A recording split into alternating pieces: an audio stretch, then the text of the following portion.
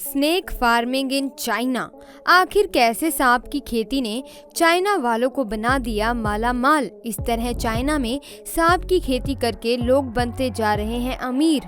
दोस्तों, जब बात खेती की आती है तो हमारे दिमाग में अनाज या फिर फल सब्जियों की खेती का ही ख्याल आता है और खेती करने वाले किसानों को हम अक्सर ही बेचारा, कम पैसे वाला, मेहनती और गरीब ही समझते हैं। लेकिन चाइना में आपको सब कुछ उल्टा पुल्टा देखने को मिलेगा, क्योंकि यहाँ लोग अनाज वगैरह की खेती तो करते ही हैं, लेकिन एक और चीज़ है जिसकी खेती चाइना में भरपूर की जाती है और वो है सांप की खेती। तो आखिर कैसे की जाती है चाइना में सांप की खेती, चलिए जानते हैं। दोस्तों, चाइना एक ऐसा देश है जहां एक से बढ़कर एक अतरंगी चीज़ें आपको देखने को मिलती हैं। लेकिन जब बात यहां होने वाले सांपों की खेती की आती है तो लोगों के पैरों तले ज़मीन खिसक जाती है, क्योंकि जिस सांप को देखकर ही इंसान 4 कोस की दूरी बना लेता है, उसी खतरनाक सांप को चाइना के लोग पालते हैं और उनकी खेती करते हैं। असल में ईस्टर्न चाइना में मौजूद जिसिक्यो नाम का ये गांव सांप की खेती के लिए बहुत ही ज़्यादा मशहूर है।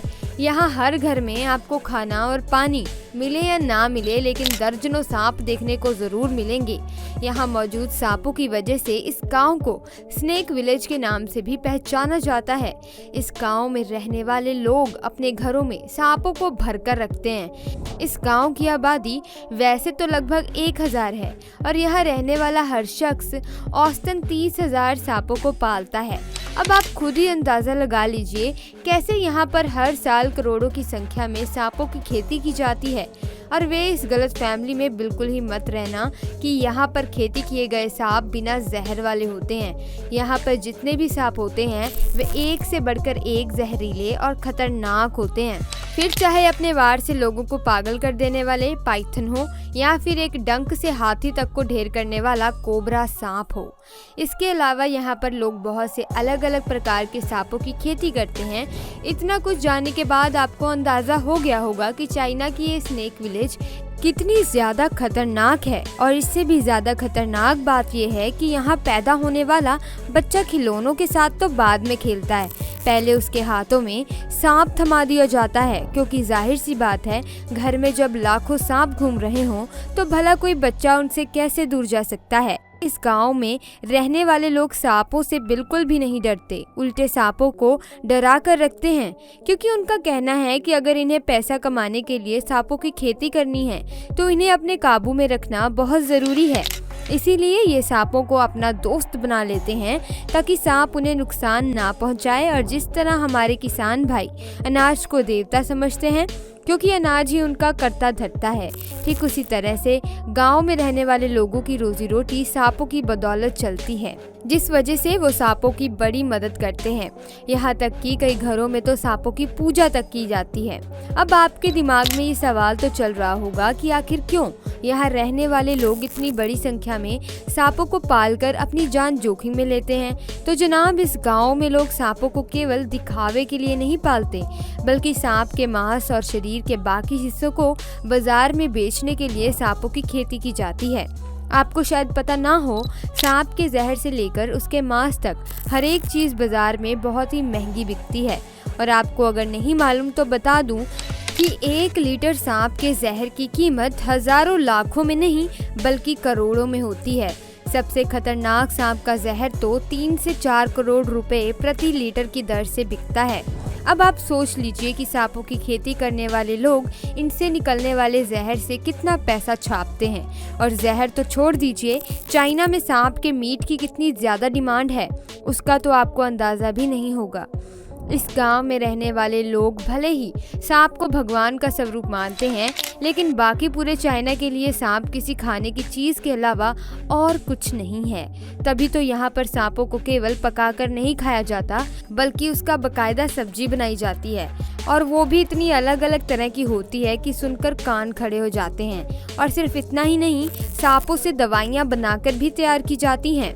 मर्दाना ताकत बढ़ाने से लेकर कैंसर को ठीक करने तक एक से बढ़कर एक दवाइयाँ सांपों के जहर से तैयार की जाती हैं।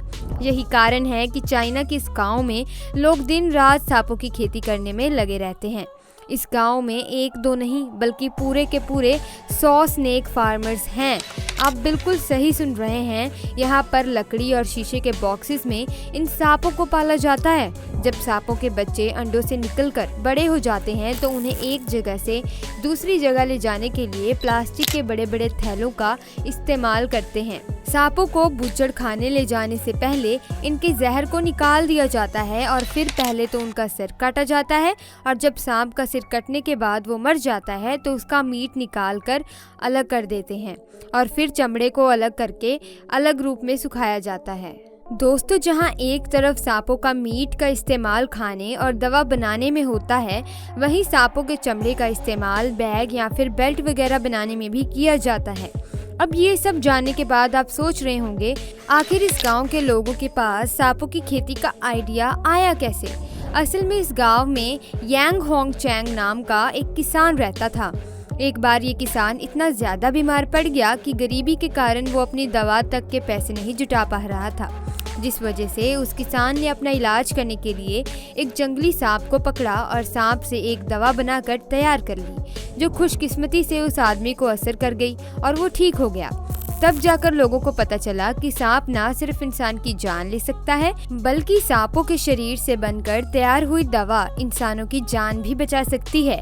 और इसी चीज को सोचकर यांग नाम के उस किसान ने सांपों की खेती शुरू कर दी, जिससे उसे वाकई ही बड़ा फायदा हुआ और देखते ही देखते बाकी लोग भी सांपों की खेती करने लगे और धीरे धीरे ये चीज़ इस गांव में इतनी ज़्यादा फैल गई कि आज पूरा गांव सांपों के लिए पहचाना जाता है।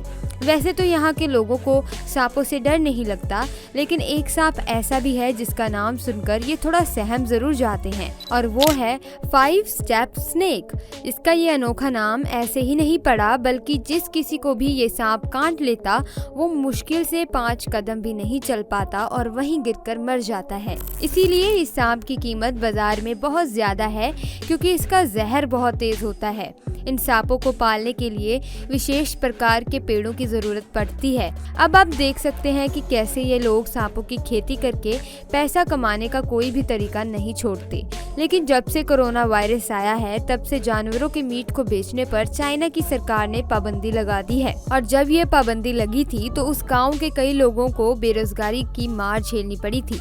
पूरे साल चलने वाली इस महामारी में लोग खाने तक के मोहताज हो गए थे। सालों से सांपों की खेती करने वाले इस गांव के लोगों को इसके अलावा और कोई काम नहीं आता था, इसीलिए उनका हाल बहुत ही बेकार हो गया। ऊपर से सांपों के ढेर को पाल रखना भी ज्यादा लंबे समय तक सही नहीं होता, इसीलिए इन लोगों को बहुत सारी परेशानियों का सामना करना पड़ा। कई लोग तो गैर कानूनी ढंग से सांपों की तस्करी करने के लिए मजबूर हो गए।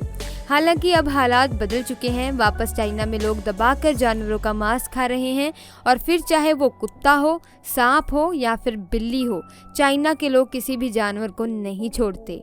हाँ, वो बात अलग है, जब से महामारी ने दस्तक दी है तब से लोग कुछ खाने से पहले फूंक फूंक कर कदम रख रहे हैं, जिसकी वजह से खेती में लोगों को काफी नुकसान झेलना पड़ा। लेकिन सांपों से बनने वाली दवाइयों की प्रोडक्शन बढ़ा दी गई है, जिससे उन्हें अच्छा मुनाफा होता है।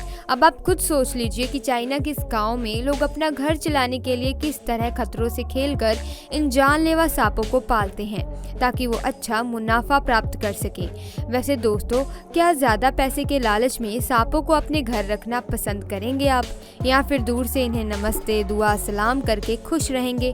क्योंकि दोस्तों, हम तो भले ही भूखे मर जाएं, लेकिन सांपों के साथ एक ही घर में रहना हमारे बस की बात नहीं है। बाकी आपका इस पर क्या कहना है, हमें कमेंट में ज़रूर बताइएगा। वीडियो अच्छी लगी, वीडियो को लाइक करना, चैनल को सब्सक्राइब करना मत भूलना। मिलते हैं अगली वीडियो में। वीडियो को एंड तक देखने के लिए आपका बहुत बहुत धन्यवाद।